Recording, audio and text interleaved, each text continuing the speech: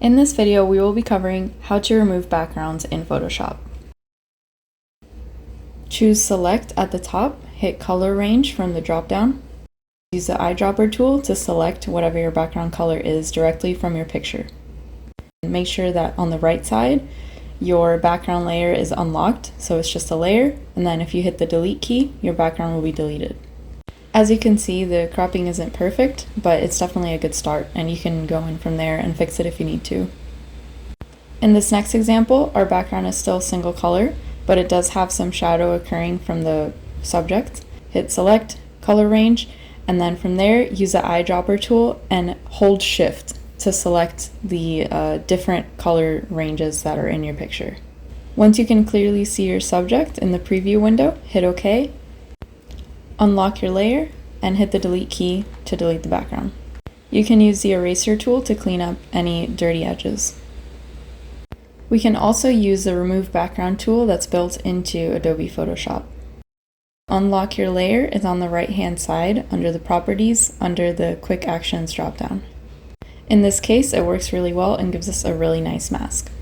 You can also click select subject, select at the top, inverse, and then you can delete your background like that as well. However, remove background doesn't always work very well. In this example, if we want the baby and the blanket, the cropping is kind of awkward.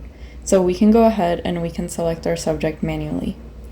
I'm using the magnetic lasso tool to go and wrap around the area as best as I can. It's okay if it's not perfect. We can always go in and manually adjust it after. Once you have your outline, click Select and Mask at the top.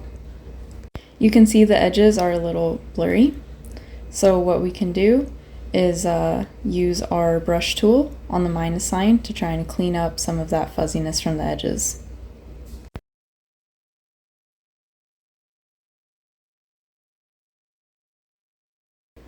We can use the brush tool with the plus sign enabled to basically bring back our image if we've erased too much of it.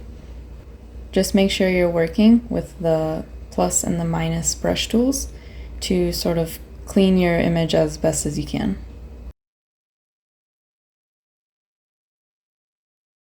To swap out the background, I've opened an image in Photoshop, unlocked the layer, I copy it, and then paste it into the document with the baby.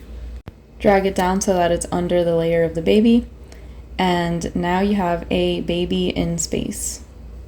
That's it for the tutorial for how to remove and swap backgrounds in Adobe Photoshop.